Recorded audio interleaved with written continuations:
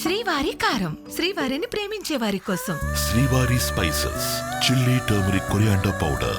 శ్రీవారి కారం, శ్రీవారిని ప్రేమించే వారి కోసం.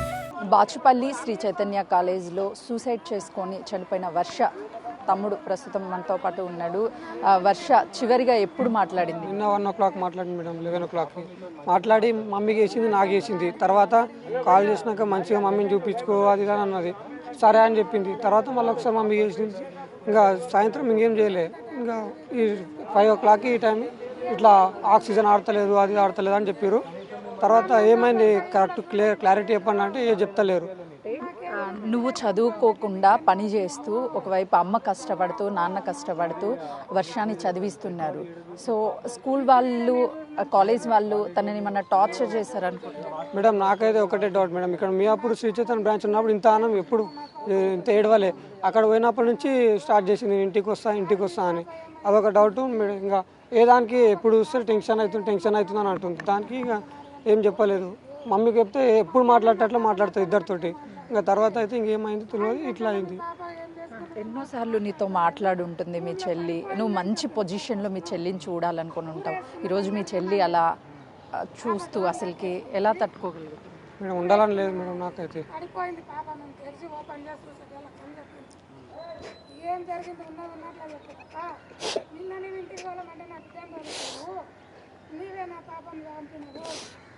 నీకు మీ చెల్లికి ఎన్నో మెమరీస్ ఉంటాయి కదా, ఏం చెప్తూ ఉంటాను నీకు?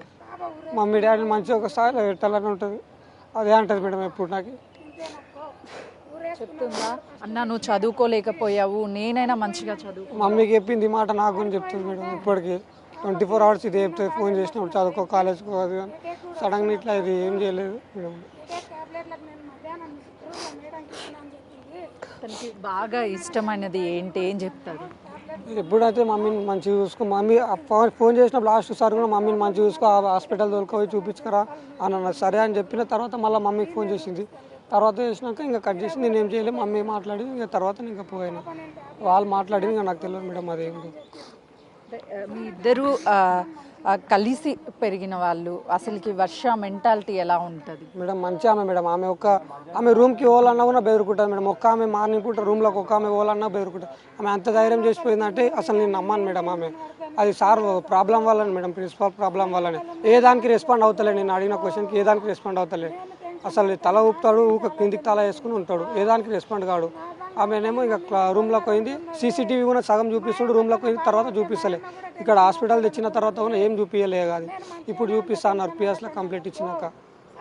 వర్షకి మీ ఇంట్లో ఎవరంటే బాగా ఇష్టం, ఎలా ఉంటుంది ఇంట్లో? Daddy mummy madam. ఎప్పటికీ వాళ్ళతో ఎప్పటికీ మాట్లాడుతుంది. నాకు ఏకున్నా వాళ్ళకి ఫోన్ చేసుకుంటుంటుంది. మమ్మీ కంటే చేస్తుంది. ఇక కాలేజ్కి దసరా హాలిడేస్ వచ్చినప్పటి నుంచి డాడీతో అయితే ఒక్కసారి మాట్లాడలేదు. ఇంకా నాకి మమ్మీకి చేస్తుంది. డాడీతో అయితే ఫోన్ లేకుంటుంది, నాకి మమ్మీకి చేసుకుంటూ ఉంటుంది. ఇక డాడీతో మాట్లాడతాను ఒక 5 days కింద అన్నది, లేడని చెప్పి లోపల సరే అని చెప్పేసింది. ఊర్లో జాతర అని అమ్మ చెప్తుంది, వర్ష వస్తే ఒక సందడి ఉంటుంది, దాంతోపాటు మీ ఫ్యామిలీలో కూడా ఒక సంతోషం. కానీ వర్ష కోసం ఏమేం కొన్నారు అసలుకి? ఇప్పుడు వర్ష లేదు. ఆమె అయితే మంచిగా ఇంటికి వస్తా అన్న మేడం. ఎప్పటికీ చుట్టాలు అందరూ వస్తారు. ఆమె ఈ టైంలో ఇప్పుడు అందరూ చుట్టాలు వచ్చి ఇంటికి రావడం, కానీ ఆమె లేదు మేడం జాతరకి. ఏం చెప్తారు కాలేజ్ మేనేజ్మెంట్? ఏ దానికి రెస్పాండ్ అవుతలేడు మేడం. నాకు ఫస్ట్ అది రెస్పాండ్. ఇప్పుడు మా చెల్లెదని కాకపోతే మళ్ళీ రేపు ఇంకొకరు అవుతారు. ఏ దానికన్నా ఇద్దరిని ఫస్ట్ ఇద్దరు పేరెంట్స్ ఇద్దరు వచ్చారు. ఒకరిని పంపించారు, ఒకరిని పంపించలేదు. తర్వాత చెల్లెల్ని పంపించలే, ఆమెను పంపించింది చెల్లె వాళ్ళ ఫ్రెండ్. ఇంకా చెల్లె ఉంటే దాని నుంచి ఫుల్ డైవర్స్ అయింది, బెదురుకున్నది. దానికి ఇంకా ఏమో ఇట్లే చేసుకున్నది. ఇటు వర్ష చావుకి ఖచ్చితంగా కాలేజ్ యాజమాన్యమే కారణము. ఇంటికి పంపించు అనని వర్షాన్ని బ్రతిమలాడుకున్నాము, వేడుకున్నాము. ఆదివారం అమ్మ వెళ్ళి దాదాపు 4 గంటల పాటు మేనేజ్మెంట్ని ఎంత బ్రతిమలాడినా ఇంటికి పంపించలేదు. కానీ తన స్నేహితురాలని మాత్రము ఇంటికి పంపించడంతో డిప్రెషన్లోకి వెళ్ళింది.